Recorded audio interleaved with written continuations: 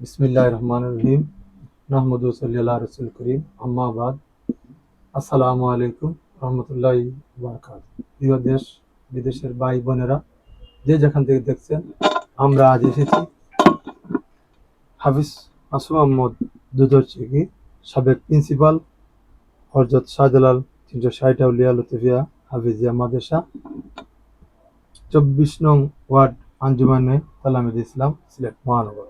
প্রতিষ্ঠাতা সভাপতি, সিলেট দুধরচেকি ঐক্য পরিষদ। আমরা ওনার কাছ থেকে মূল্যবান কথা শুনবো। উনি একজন মিডিয়া ব্যক্তিত্ব এবং একজন সমাজসেবক। আমরা জানতে পেরেছি যে আপনি জকিগঞ্জ উপজেলার একজন উপজেলা চেয়ারম্যান ক্যান্ডিডেট হচ্ছে। এই বিষয়ে আপনার কাছে একটু জানতে চাচ্ছি। জি, আসসালামু আলাইকুম ওয়া রাহমাতুল্লাহি ওয়া বারাকাতুহু। নাহমাদুহু ওয়া নুসাল্লি আলা রাসূলিল কারীম, আম্মা বা'দ। প্রিয় দর্শক, কাছ এবং দূর দেশ এবং প্রবাস থেকে যে যেখান থেকে দেখতে পাচ্ছেন, আমাদের পক্ষ থেকে আপনাদের সকলকে জানাই আন্তরিক মুবারকবাদ। এবং আমার প্রিয় জন্মভূমি, আমার প্রিয় জকিগঞ্জ এলাকার সর্বস্তরের জনগণকে আমার পক্ষ থেকে আন্তরিক মুবারকবাদ ও শুভেচ্ছা জানাচ্ছি। আপনি বিশেষ করে গভীর রাত আমার সাক্ষাৎকার নেওয়ার জন্য আপনাকেও আমার পক্ষ থেকে জনাব সোহেল তালুকদার সাহেবকে অসংখ্য ধন্যবাদ জানাচ্ছি। আপনি প্রশ্ন করেছেন যে আগামী উপজেলা পরিষদ নির্বাচনে আমি আসছি কি আসছি না। আমি জনগণের খেদমত যেটা, এটা আমি মনে করি একটি নিয়ামত, এটা এবাদত। এবং শুধু উপজেলার চেয়ারম্যান হলে যে মানুষের সেবা করতে হয় তাই না। আমার কোনোরকম বুঝ হওয়ার পর থেকে এযাবৎ পর্যন্ত আমি মানুষ সেবায় নিবেদিত, যেটা আপনিও শুনলে খুশি হবেন এবং আমার জকিগঞ্জ উপজেলার সর্বস্তরের জনগণ শুনলে খুশি হবে। তাই আমি ওই মানুষ আপনাকে যেটা বলতে চাচ্ছি যে আমি আমার ঘরে চাউল নেই, কিন্তু কোনো দরিদ্র অসহায় মানুষ আমার কাছে যখন আসে, আমার পকেটে যা থাকে সব বিলীন করে দিই।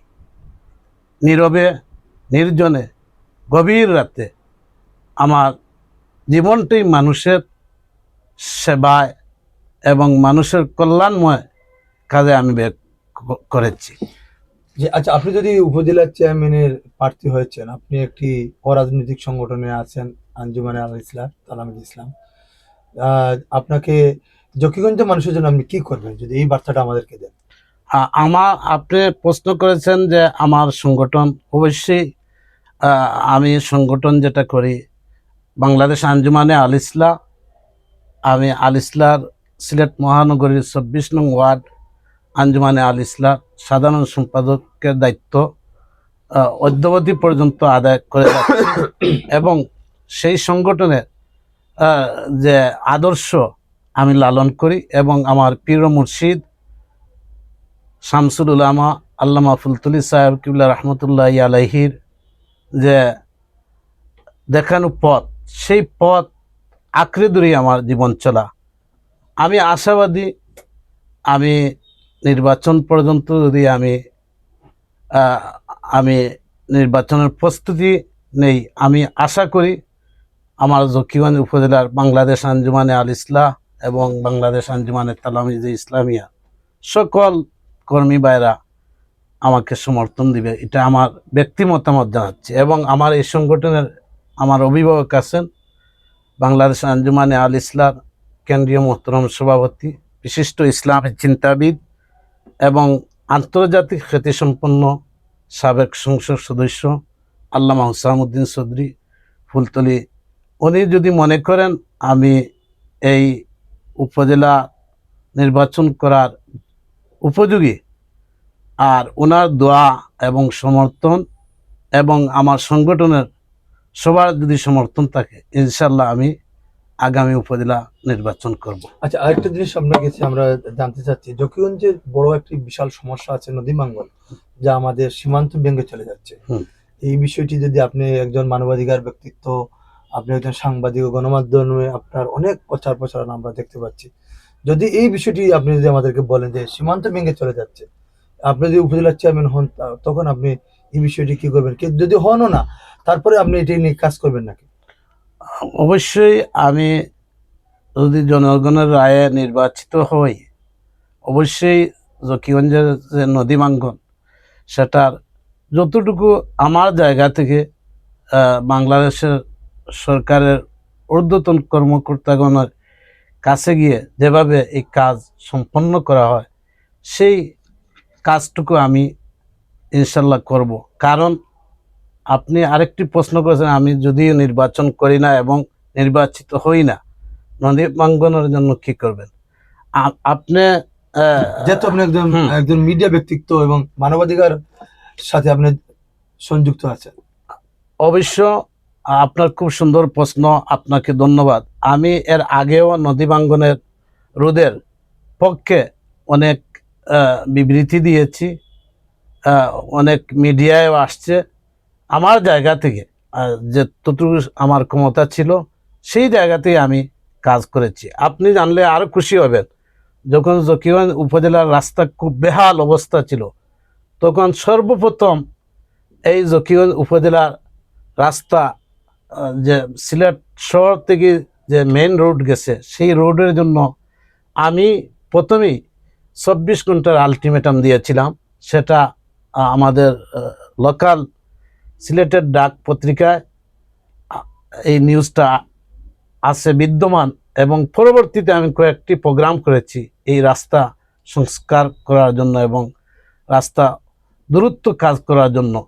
অনেক প্রিন্ট পেপারে এটা আসছে আমার কাছে এখনো।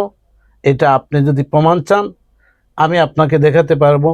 আমি এই আলটিমেটাম দেওয়ার পর তখন ছাত্র সংসদ নামে হয়তো সাজু ইবনে হান্নান নাম, উনি একটি প্রোগ্রাম শহীদ মিনারে করেছিলেন, হয়তো আপনারও জানা এটা। তখন সেই প্রোগ্রামেও আমি অতিথি ছিলাম, হ্যাঁ রেখেছি। সেখানে আমাদের জকিগঞ্জের গণ্যমান্য ব্যক্তিবর্গ, উপজেলা চেয়ারম্যান, সাবেক চেয়ারম্যান, জনপ্রতিনিধি সবাই ছিল সেখানে। কিন্তু আমি আপনার মিডিয়ার মাধ্যমে সকলকে জানাতে চাই, সর্বপ্রথম কিন্তু আমি এটার আন্দোলন শুরু করেছিলাম।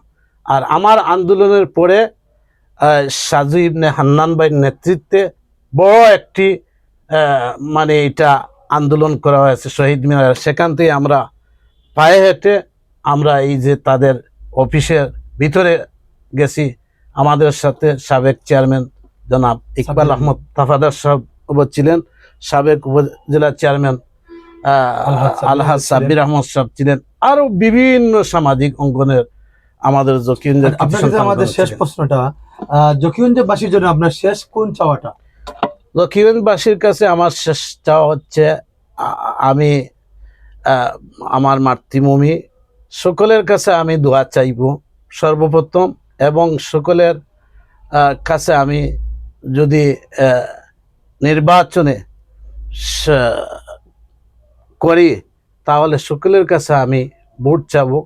তাদের জায়গা থেকে আমাকে যদি নির্বাচিত করেন তাহলে আমি সেখানে উপজেলার চেয়ারম্যান হিসেবে থাকবো না, আমি আমার উপজেলার সর্বস্তরের জনগণের সেবক হিসেবে থাকবো এবং এটাকে ইবাদত মনে করে কাজ করব। ধন্যবাদ প্রিয় দর্শক, আপনারা যে যেখান থেকে দেখছেন আমাদের 24 ঘন্টা নিউজে, আপনারা সবাই আমাদের সাথে থাকবেন এবং এটি কমেন্ট করে আপনারা দেশবাসী সবাইকে জানিয়ে দিবেন। আমি এই প্রোগ্রামটি এখনই শেষ করতেছি। যে যেখান থেকে দেবেন, প্রবাসী ভাই বোনেরা দেশে বিদেশে আমাদের যারা জকিগঞ্জ কানাইঘাটে যারা আছেন সবাইকে আমি মুবারকবাদ জানাচ্ছি। আমি যাকে এই মুহূর্তে টিভি সেটের সামনে যাকে নিয়ে আসছিলাম, উনি আসলে মানবাধিকার ব্যক্তিত্ব, সামাজিক, রাজনৈতিক, এবং উনি অনেক গুণান্বিত। আমরা অনেক প্রশ্ন করার কথা ছিল, আমরা অনেক প্রশ্ন সময়ের অভাবে করতে পারি নাই। সবাই আমাদের ভিডিও সবাই দেখবেন এবং সবাইকে শুভেচ্ছা জানিয়ে আমি এখান থেকে বিদায় নিচ্ছি। আমি শহীদুল ইসলাম সুয়েল, সবাইকে আল্লাহ হাফেজ।